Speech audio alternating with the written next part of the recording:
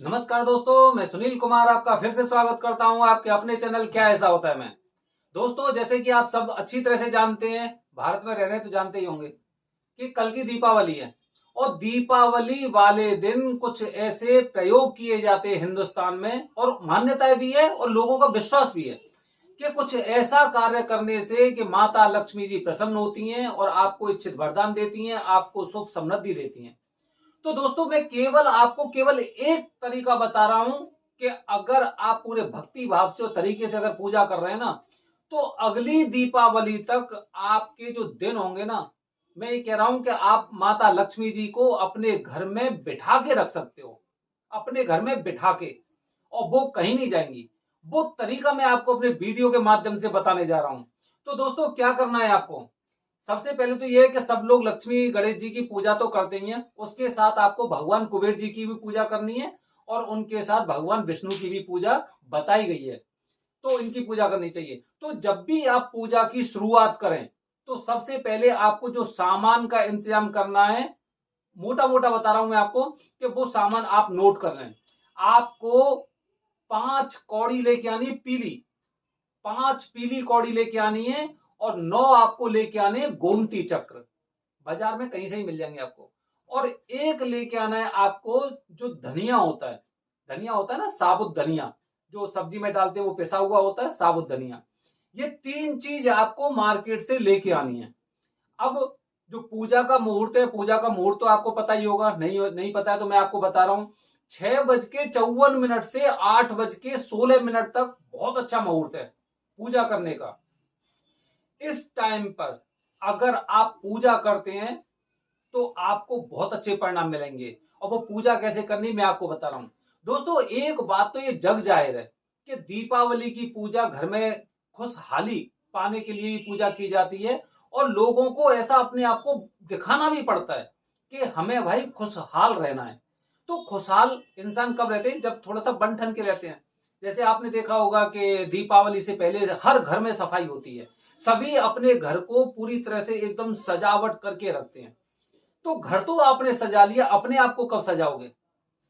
मान्यता के अनुसार अगर हम चलें, तो महिलाओं को अपने पूरे श्रृंगार के साथ पूजा करनी चाहिए, पूरा श्रृंगार करना चाहिए।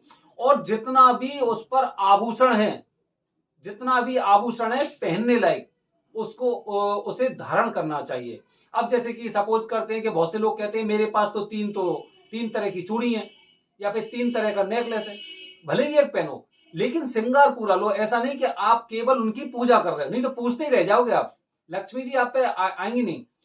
महिलाओं को सबसे पहले ये ध्यान रखनी है कि जितना भी उन पर आभूषण है, सोने का या चांदी का या जितना भी है, और जितना पहनने योग्य है, जितना पहन सकती हैं आप, उतने आभूषण को आपको पूरी तरह से धारण करना है। और उसके साथ आपको अपने 16 तरह के जो श्रृंगार होते हैं, उसी में रहना है आपको पूजा के समय। और जो पुरुष होते हैं, पुरुष को भी एक बात विशेष रूप से ध्यान रखनी है कि अच्छे साफ सुथरे कपड़े पहनने के बाद थोड़ा सा आप, जैसे आपके पास केसर हो, केसर को थोड़ा सा पानी में आप घोल लेना, घोलने के बाद आप अपनी नाभि में उसे लगा लेना। अब जब आप पूजा करने के लिए बैठते हैं, तो बैठने के बाद आपको, जब वो पूरी तरह से आपने पूजा सजा रखी है, तो जो मैंने आपको बताया 5 कौड़ी जो पीली वाली हैं, और 9 गोमती चक्र, वो आपको माता लक्ष्मी जी के चरणों में रख देनी है।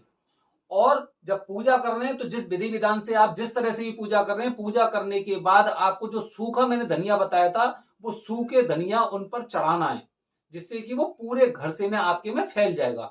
ये मान लो कि मान्यताओं के अगर हम उसके अनुसार चलें, तो ये बताया जाता है कि जो धन्वंतरी भगवान थे, वो कलश लेके आए थे, उसमें स्वर्ण भरा हुआ था, स्वर्ण के सिक्के थे।